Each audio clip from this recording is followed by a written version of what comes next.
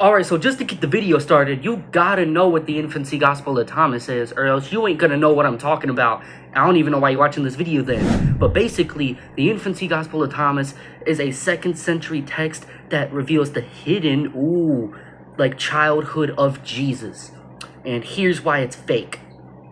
Alright, we're just cutting to the chase, okay? Jesus kills a kid in chapter 3.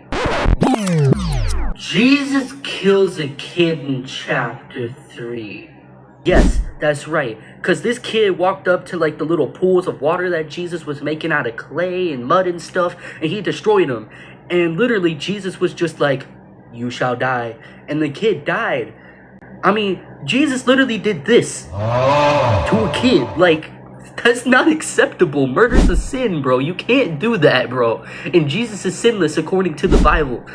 Guys, I am not even joking. The very next chapter, Jesus kills a kid, makes him wither away like an old apple because he was running and bumped shoulders with him.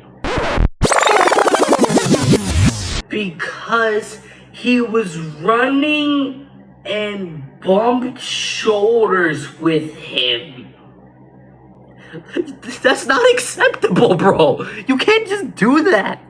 Alright, we're jumping to chapter 6 because nothing interesting really happened in chapter 5. But in chapter 6, Jesus calls himself a created being. Now that may not get your gears turning at first, but according to Christian theology, Jesus is eternal and he existed before the creation of the universe, which would include time.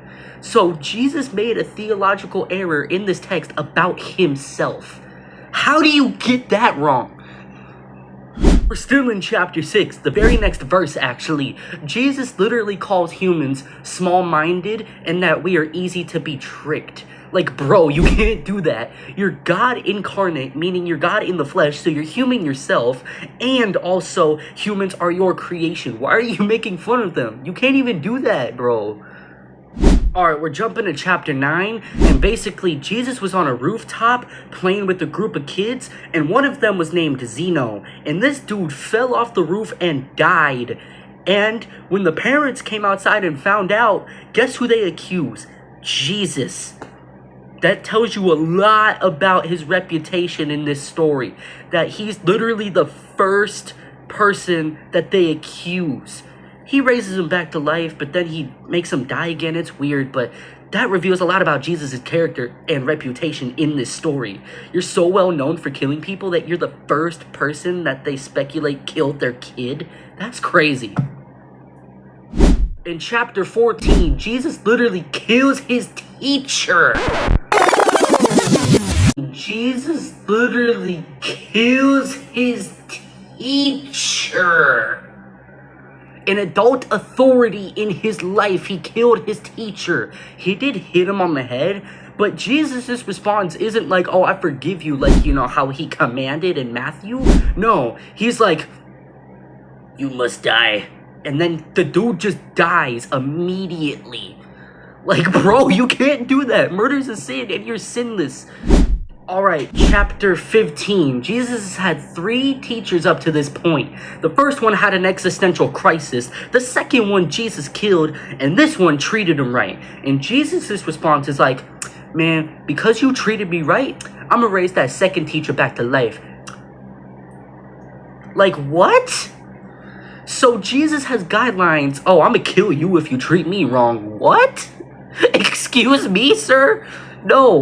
No, that goes against your entire character. You can't do that. Bro. Forgot to mention in chapter 14, literally right after he killed his teacher, his parents literally ordered him to stay inside of the house so that he wouldn't kill the people that provoked him. What is wrong with you, bro? You can't just kill people you don't like.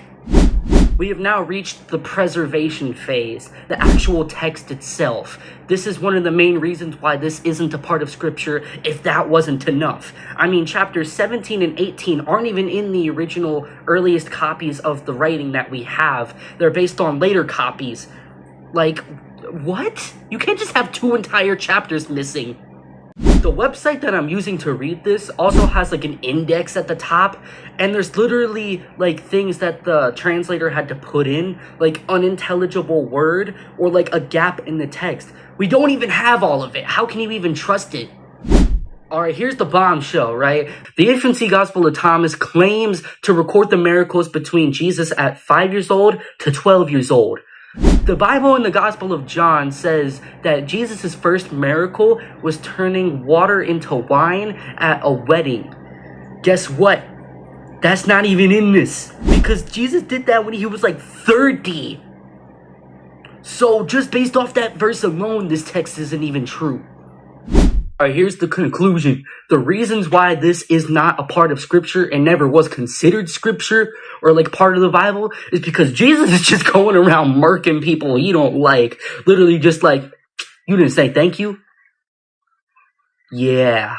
So he going around murking people he don't like, and also there's just issues with the text preservation itself. And if a singular Bible verse can dismantle the entire integrity of the text, you're cooked. That's all I can say. You're cooked. I mean, that's pretty much it for the video, so thank you for staying all the way through. I tried to make it rapid fire, but I got a message. Read this so you know how to discern truth from falsehood. You gotta read this, bro. Like, at least start with the gospel, like the Gospel of Mark or something. Just read it. It's essential. Please.